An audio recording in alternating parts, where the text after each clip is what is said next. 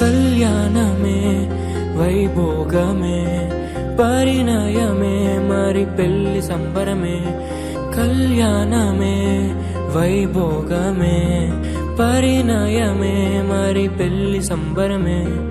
అందాల వరుడు పరిశుద్ధుడు చక్కని వధువు కన్యాకు.